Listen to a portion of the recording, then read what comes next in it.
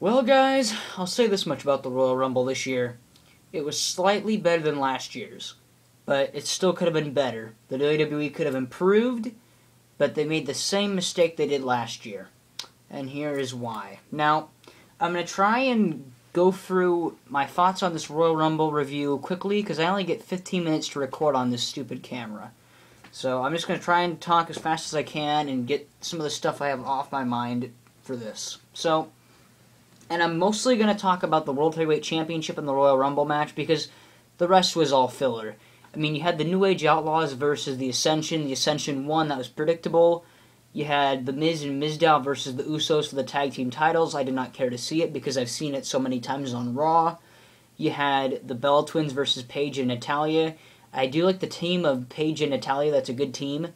But it was predictable that the Bella Twins would win. And now on to the World Heavyweight Championship match. And that's what was so crazy to me about this Royal Rumble was... Well, actually, okay, I'll get to that. Sorry. So I'm going to talk about the World Heavyweight Championship match.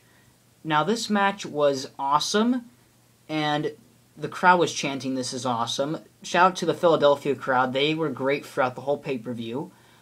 And, I mean, to me, it's already an early contender for Match of the Year. I mean, just the best match of the night. So, congratulations to John Cena, Seth Rollins, and Brock Lesnar for putting on a great triple threat match. This match is how every WWE Championship match should feel like. It should leave fans on the edge of their seat, gasping after every move that they do, instead of fans sitting on their hands, bored to tears in championship matches. These triple threat championship matches is what WWE should be every time. And so John Cena, Seth Rollins, and Brock Lesnar, they put on a hell of a good triple threat match. Brock Lesnar showed you why he is the defending world champion. Even if he only shows up for months every other month or something like that, to me he showed me why he's the champion. He was a beast in this match. He suplexed Rollins and Cena. He did a double suplex to Seth Rollins' security team, two of them at once. And he survived the beatdown. He took 4 attitude adjustments from John Cena and kicked out. And one time when John Cena gave him an attitude adjustment, he kicked out at 1. At fucking 1. And he survived 2 curb stomps from Seth Rollins, and he survived getting hit in the head twice by the briefcase. He survived getting tackled through the barricade by John Cena, and he even got a cracked rib when Seth Rollins did his diving elbow drop from the top rope to Brock Lesnar on the Spanish announce table, and supposedly Brock Lesnar got a cracked rib from that, and then he got back into the ring, suplexed Cena and Rollins, and then when Rollins tried to do the curb stomp on him, he switched that into an F5 and pinned him 1, 2, 3. Great match, left me on the edge of my seat, and I was like, holy shit, this is a good match. Match of the year, and I agree with the crowd, it was awesome. And to me, Seth Rollins was great in this match, John Cena was great in this match, all of them were great. To me, Seth Rollins impressed me. He's already impressed me already with his mic skills. Seth Rollins is just a great heel, a great wrestler, and he showed me why he should be in the main event of WWE matches. He puts on hell of a good matches, and, I mean, the kid's got talent. He is the future of the WWE for sure. He has talent, and he showed me why he should be wrestling in the main event. So, congrats to all 3 of them for putting on a good match. And I had actually picked Seth Rollins to win this match, but I kind of figured that Brock Lesnar would win. I knew that John Cena would not win. And the Philadelphia crowd was so hilarious. When John Cena walked out, they chanted, "John Cena sucks," to his theme music. So clearly the fans did not want John Cena to win, and he didn't, which is good, because so John Cena cannot main event a WrestleMania for once. Although it looks like John Cena will be facing Rusev at WrestleMania, which could be a decent match. But anyway, so I was fine with either Rollins or Lesnar winning, and I'm completely fine with Brock Lesnar retaining and main eventing WrestleMania, because he showed me why he's the defending world champion. He's a fucking beast. I mean, that's it. So, that's all I gotta say for that. Great match of the year contender already. And that's all I gotta say for that. Now, I'm gonna talk about the Royal Rumble match, because I'm gonna talk about this for a little while. So, the Royal Rumble match, to me, like I said, it was slightly better than last year. They did not make the same mistake of not having Daniel Bryan in the match. They had Daniel Bryan in the match. He was a Royal Rumble number 10, and I figured, it's a tough number to come in as, but he has a shot of winning it. And 10 to 15 minutes into the pay-per-view, he's eliminated. And that's where WWE fucked up royally. And clearly to me, it shows that Vince McMahon and the WWE creative have not learned their lesson from last year. Because even if you wanted Roman Reigns to win the Royal Rumble, you don't have Daniel Bryan get eliminated that fast in the Royal Rumble. He should have been the final four in that Royal Rumble. Then I would have been fine with him getting eliminated. You just don't have him get eliminated that fast. They had some good surprises for the Royal Rumble. They had the Boogeyman, and he was in the same ring with Bray Wyatt, and that was entertaining to watch. Two crazy maniacs in the ring. I thought that was entertaining. You had DDP Yoga, and you had Bully Ray Dudley from the Dudley Boys, although they should have had Devon Dudley. They could have had Shelton Benjamin come back. They could have had Randy Orton come back. Hell, they could have even had Chris Jericho come back, but they didn't. And that's what was disappointing to me.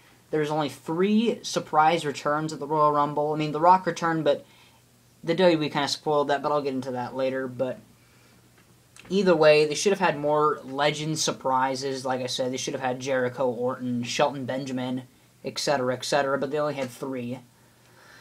So that was kind of disappointing, and it was disappointing that Daniel Bryan got, that he was knocked out of the Royal Rumble so fast, and that's that. And to me, WWE did terrible with that, because then the fans were chanting bullshit, they were booing throughout the rest of the Royal Rumble match, because they eliminated him so fast.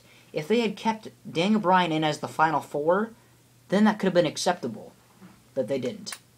Another thing that I did not like is that, so on Twitter, The Rock posted a picture last night of him in Philadelphia, and I got all excited. I was like, The Rock's going to be a surprise entry in the Royal Rumble. And then the WWE kind of killed it, because they showed that picture and they said, will The Rock be at the Royal Rumble? Which got more fans excited. And then they showed a picture of him backstage at WWE at the Royal Rumble, so I was like, well, that just kills this entire surprise. To me, if the WWE kept the surprise like they did in Brooklyn, New York, when The Rock made a surprise return to Brooklyn, New York for Raw last year, imagine the reception he would have gotten. He still got a good reception, but he could have gotten, an earthquake could have happened, he could have gotten a big pop, but it was kind of predicted that he would be at this Royal Rumble. And what disappointed me was that he was not in the Royal Rumble match. To me, he should have been number 30, and then it could have been this, from my view. If I was booking WWE, I would have had Dolph Ziggler, Daniel Bryan, Bray Wyatt, so my final, I don't know, not final 4, but mine would be Dolph Ziggler, Daniel Bryan, Bray Wyatt, The Rock, and Roman Reigns. All 5. They could have had all 5 in the ring, dueling it out, and then they could have had Roman Reigns pull out the upset and eliminate his cousin The Rock, instead of The Rock saving Roman Reigns. And I did not like the Big Show and Kane in this match. The Big Show and Kane should not have been in the Royal Rumble. They kind of killed the Royal Rumble because they both tossed Dolph Ziggler and Dean Ambrose over the ropes like it was nothing, which killed it to me. So I was disappointed in that. I wanted to see. I knew that Dolph Ziggler and Dean Ambrose were not going to win, but to get eliminated by both Kane and the Big Show, I did not like that. And like I said, I did not like that The Rock was not number 30. And yeah. So anyway, so after the Royal Rumble, after Roman Reigns thinks he wins, after he eliminates, God, I can't even remember. I think he eliminated the Big Show. Then Kane and the Big Show come back into the ring and start attacking him. And then The Rock comes out, and the fans cheered for him.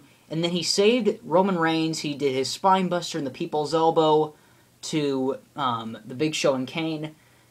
And then Roman Reigns came back into the ring, but Rusev never got eliminated.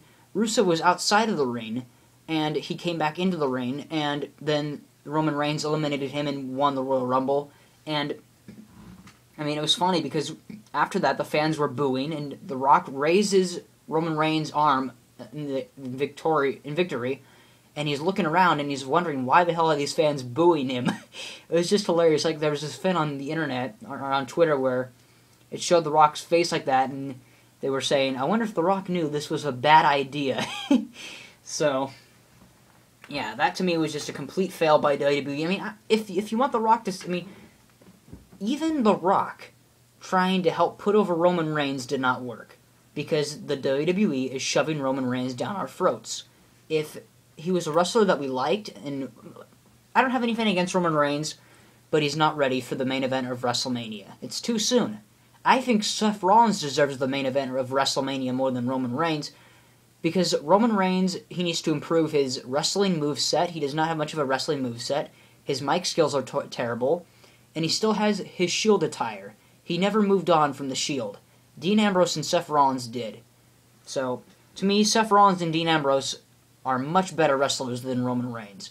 They deserve the main event of WrestleMania more than Roman Reigns does. But, anyway, even The Rock, like I said, could not even help Roman Reigns with the fans. The fans still booed Roman Reigns, and from what I heard, some of the Philadelphia fans were so angry after the Royal Rumble that they were blocking wrestlers in cars trying to leave the arena.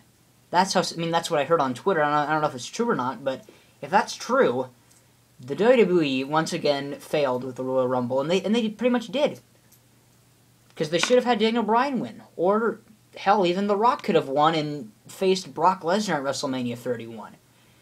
But they gave it to Roman Reigns.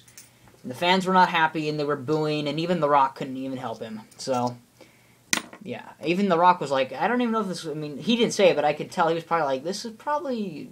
He was probably like, why are these fans booing? And then he was probably like, I wonder if this was such a good idea. But anyway, that's pretty much what I just thought of the Royal Rumble. And to me, WrestleMania... I mean, from what I saw tonight from Brock Lesnar, there's no way they can make me believe. There's just no way they can make me believe that that Roman Reigns stands a chance in hell of beating Brock Lesnar at WrestleMania.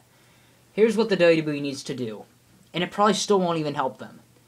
They need to try and get The Rock to be in the corner of Roman Reigns at WrestleMania 31. That's the only way they can make me believe that Roman Reigns stands a chance to beat Brock Lesnar. Another thing they have to do, they have to make it a no disqualification match. Let weapons be involved, because Roman Reigns needs all the help in the world to beat Brock Lesnar. Because, I mean, like I said, from what I saw from Brock Lesnar from today and what I've seen from the past, it just doesn't make me believe that Roman Reigns stands a chance of beating him. So they need to get The Rock to be at WrestleMania 31 if they can, to be in the corner of Roman Reigns and help Roman Reigns beat Brock Lesnar. That's the only way I can see it being somewhat possible. But anyway, guys, that's my review of the Royal Rumble. I'm close to my 15-minute mark, so I gotta stop here. But pretty much like I said, I thought the Royal Rumble was slightly better than last year, but it could have been a lot better. And like I said, WWE clearly did not learn from their mistakes from last year.